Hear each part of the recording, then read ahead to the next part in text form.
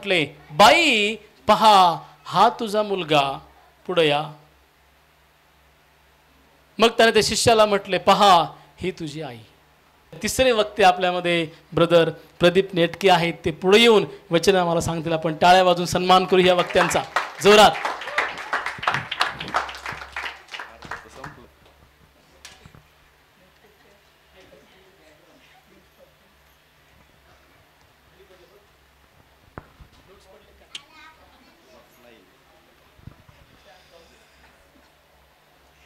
Praise the Lord.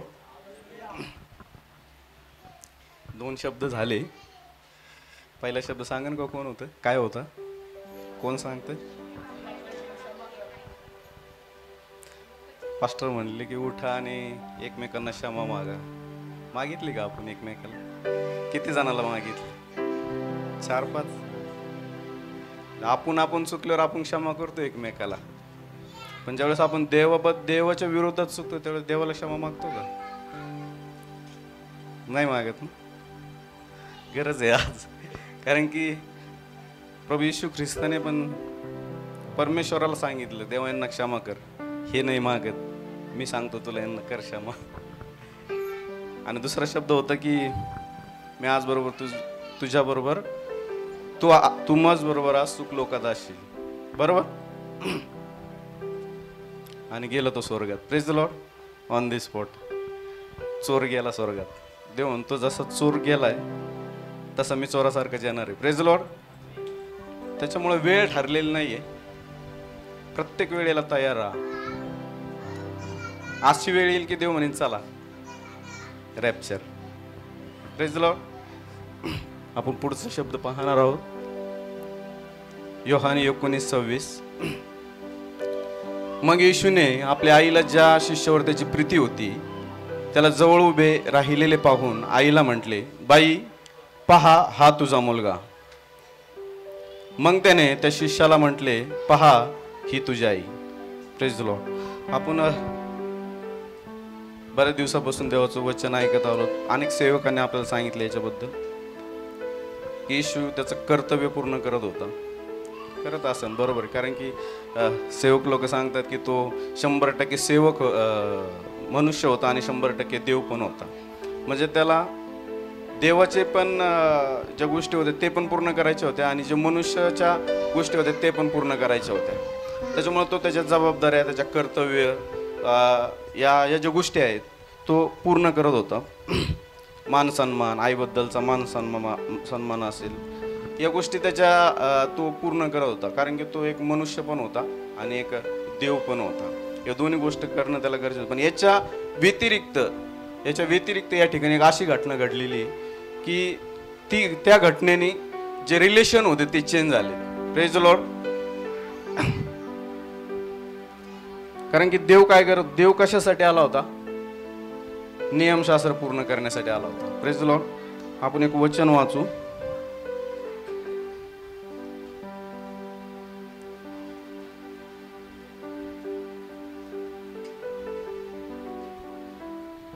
त्याला फक्त त्याच्या आईचीच काळजी होती का?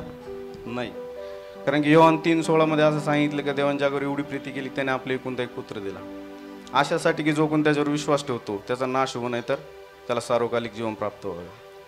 त्याच्या साऱ्या जगाची काळजी होती आणि त्याचं कर्तव्य होतं साऱ्या जगासाठी. मग मला प्रश्न असा होता, असा प्रश्न विचारायचा की देव हा उद्गार का बोलला असं? पास्टरने आत्ता सांगितलं, बरं झालं सांगितलं पास्टर तुम्ही, की मरेला मुलं पण होते, 6 मुलं होते आणि तिचे मिस्टर वारलेले होते. पण मुलांकडे हँडओव्हर करू शकत होता देव. आईला सांगू शकत होता की तुझे 6 मुलं तू त्यांच्याकडे जाऊन राहा.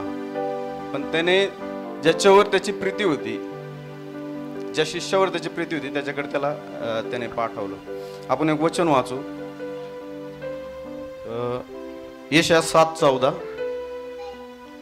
यास्तव प्रभू स्वतः तुम्हाला चिन्ह देत आहे, पहा कुमारी गर्भवती होऊन पुत्र प्रसवेल व त्याचे नाव तू इम्मानुएल ठेव. हा काय माहिती आहे का? यशायामध्ये येशू ख्रिस्ताच्या जन्माच्या अगोदर लिहून ठेवलेली गोष्ट आहे की एका कुमारीला पुत्र होईन आणि त्याचं नाव येशू ठेव. आणि लूक 1:31 मध्ये ती पूर्ण झाली. म्हणजे तुमच्या लक्षात आलं का, ज्या गोष्टी नियमशास्त्रात किंवा शास्त्रलेखामध्ये होत होत्या, त्या गोष्टी लिहिलेल्या होत्या, त्या गोष्टी येशू ख्रिस्त पूर्ण करत होता.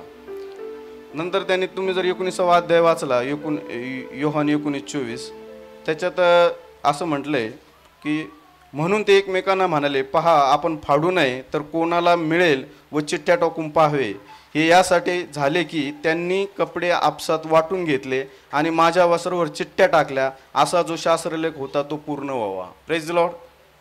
म्हणजे प्रत्येक, तुम्ही जर वचन वाचले, याच्यानंतर जर वचन वाचत गेले ना, तर तुम्ही पाहाल की शास्त्रलेख होता आणि पूर्ण झाला, शास्त्रलेख होता आणि पूर्ण झाला. त्यानंतर योहान 19:28 मध्ये, यानंतर आता सर्व पूर्ण झाले आहे असे जाणून येशूने शास्त्रलेख पूर्ण व्हावा म्हणून मला तहान लागली असं म्हणलं. बघा, हे पण शास्त्रलेखात पूर्वीच लिहून ठेवलेलं होतं आणि ते पूर्ण व्हावं म्हणून देव त्या प्रोसेसने चालला होता. Praise Lord. परंतु ही प्रोसेस होत असताना देव हे वचन पण मध्ये हा शब्द पण मध्ये बोललाय की बाई पहा हा तुझा मुलगा. कारण की हे पूर्ण होणार होतं, हे नियमशास्त्र पूर्ण होणार होतं. कारण की त्याचं वचन सांगतंय, पुढे जर वाचलं तुम्ही, येशूने आंब घेतल्यानंतर पूर्ण झाले असे म्हटले. म्हणजे ज्यावेळेस त्याने आंब घेतलं ना, त्यावेळेस आहे ना पूर्ण झालं. म्हणजे जे नियमशास्त्र किंवा तो शास्त्रलेख जे पूर्ण करण्यासाठी, देवाचा जो उद्देश होता तो पूर्ण करण्यासाठी आला होता, ते पूर्ण झाले. आणि त्याच्यानंतर आहे ना एक घटना घडली. नीट लक्ष देऊन ऐका, ही घटना महत्वाची. 23:45 वाचा बरं कोणतरी. लूक 23:45.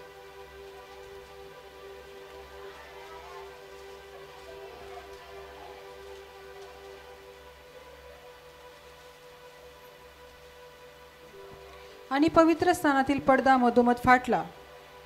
Praise the Lord. पवित्र स्थानातील पडदा का फाटला मधोमध? कारण की त्या काळात असं होतं की जे लोक होते, जे देवाचे लोक होते, ते कुठं राहायचे?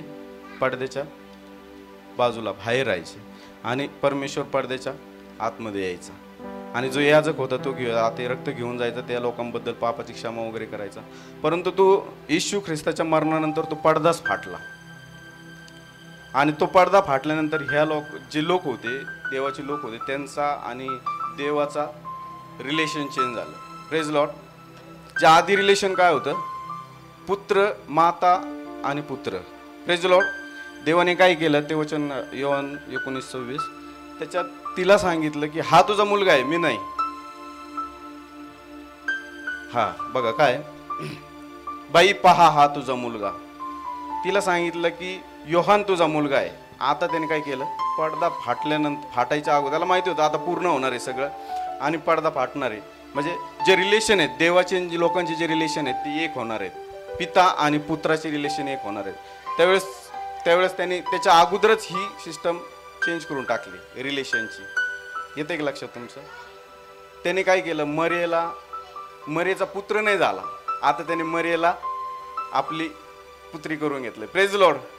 म्हणजे त्याने पूर्ण जगाशी जे रिलेशन होतं ते चेंज केलंय. येते का तुमच्या लक्षात?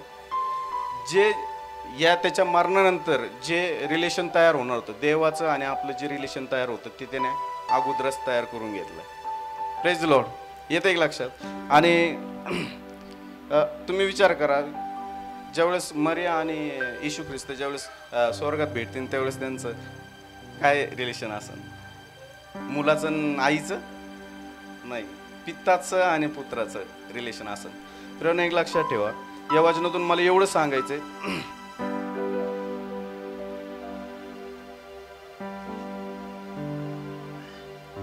देवामध्ये जे सेवकाचे, दासाचे, गुलामाचे आणि भाऊ, दादा, जे मामा, काका काय रिलेशन असतील लोकांचे ते पूर्ण त्यावेळेस चेंज झाले होते.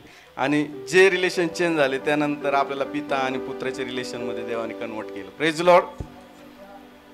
त्यामुळे मला तुम्हाला एवढं सांगायचं की नियमशास्त्र पूर्ण झालेलं आहे आणि आपण ख्रिस्ताच्या नवीन करारात आहोत. Praise Lord. येस. नियमशास्त्राच्या अगोदर ज्या गोष्टी घडत होत्या ना त्या लिहून ठेवलेल्या होत्या आणि आता ज्या गोष्टी आहेत, आपण जे देवाच्या पवित्र आत्म्यामध्ये चालत आहे. आता देवाचा आत्मा आपल्याला चालवत आहे. आपण जे वागतोय हे करतोय आता लिहून ठेवलेलं नाही. जसं देवाचा आपल्याला आत्मा जसं सुचवतोय त्याप्रमाणे आपण चालतोय वागतोय. त्यामुळे देवाच्या सानिध्यात राहा, देवाच्या समागमात राहा. त्याला प्रत्येक गोष्टीपासून स्वतःला सांभाळा की देवाला न आवडणारी गोष्ट आपल्याकडून घडू नये, कारण की तो खिन्न होऊन जातो त्या थोड्या थोड्या गोष्टीवरून. स्वतःला आहे ना देवाचं लेकरू बनवा. त्यांनी तुम्हाला पुत्र बनवलंय, पण तुम्ही त्याला स्वतःचं लेकरू बनवा. ही सर्वात मोठी गोष्ट असते की आपण ते करत नाहीत. त्यांनी जीव देऊन आपल्याला पुत्र बनवलंय, पण आपण तरी लेकरू बनायला तयार नाही.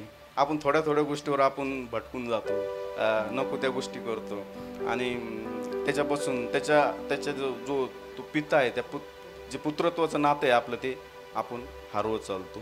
त्याच्यामुळे स्वतःची पात्रता ओळखा, आपण कोण आहोत. मी तुम्हाला एक छोटंसं उदाहरण सांगतो. मी याच्या आधी एक सांगितलं होतं चर्चमध्ये की एक गुरं पाळणारा व्यक्ती असतो आणि तो डोंगरात जातो शेळ्या चारण्यासाठी, गुरं चारण्यासाठी, आणि त्याला एक वाघाचं छोटं पिल्लू सापडतं. तो घेऊन येतो ते आणि आपल्या घरी ठेवतो. त्याला तो खाऊ पिऊ घालतो, मोठं करतो. तो वाघ तो काय बकऱ्यासारखं गवत वगैरे खात नाही. तो काय खातो माहिती आहे का, ते मटणच खातो. म्हणजे असं नाही का तो बकऱ्यासंग फिरतो म्हणून तो काय गवत खाय, तो पण मटणच खायचा. आणि तो मोठा होत जातो.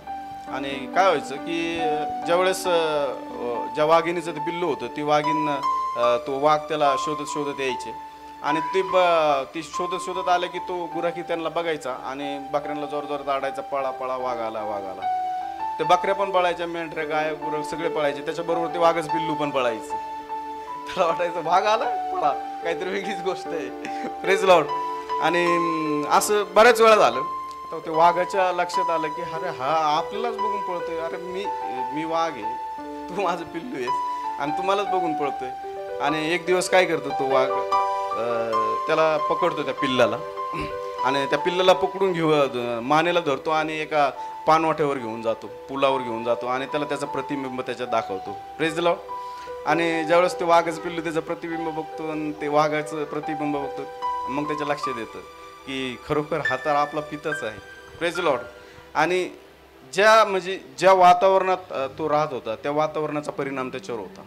शेळ्या बकऱ्या गुरे हे असतील आणि ते पळाले की हा पण पळायचा आणि ते पण घाबरायचे वाघाला. हा पिता असून, हा त्याचं लेकरू असून हा पण त्यांच्यामुळे तो पण घाबरायचा. Praise Lord. तर जसं त्या याला समजलं, पिल्लाला समजलं की हा आपला पिता आहे, तो त्याच्याबरोबर निघून गेला. Praise Lord. प्रियांनो, मला एवढं सांगायचं या वचनातून की ख्रिस्ताने आपलं प्रतिबिंब आपल्याला दाखवलंय या पाण्यात. Praise Lord. आणि ज्यांनी बघितलंय ना ते बरोबर ख्रिस्ताच्या मागे जातील आणि ख्रिस्ताबरोबर जातील. Praise Lord. खरोखर आजचा दिवस आहे. आज जर आपण जर खरोखर त्याची लेकरू होण्यास तयार आहोत तर आपल्याला स्वतःला शोधा आणि त्याच्या समोर आपलं समर्पण करा. देव करू या वचनातून देव तुम्हाला आशीर्वादित करू. डोळे बंद करूया आपण सर्व. या सुंदरशा वचनाबद्दल आपण देवाला धन्यवाद देऊया. डोळे बंद करा sir. Thank you Lord. If you have been blessed by this message, we encourage you to donate for this ministry. Your generous donations will help us to spread the gospel of His kingdom and make a real difference in the lives of the people. You can send your gifts and donations on the following bank account or through the QR code given below. Bashan Catholic Cooperative Bank Limited. Account number 5010000374277. IFSC code BACB 0000123. Shekinah Ministries believes that your tithes belong to your local churches. Thank you for watching this broadcast. If you have been blessed by this message, we encourage you to donate for this ministry. Your generous donations will help us to spread the gospel of His kingdom and make a real difference in the lives of the people.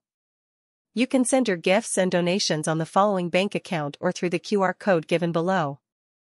Bashan Catholic Cooperative Bank Limited. Account number 5010000374277. IFSC code BACB 0000123. Shekinah Ministries believes that your tithes belong to your local churches. Thank you for watching this broadcast.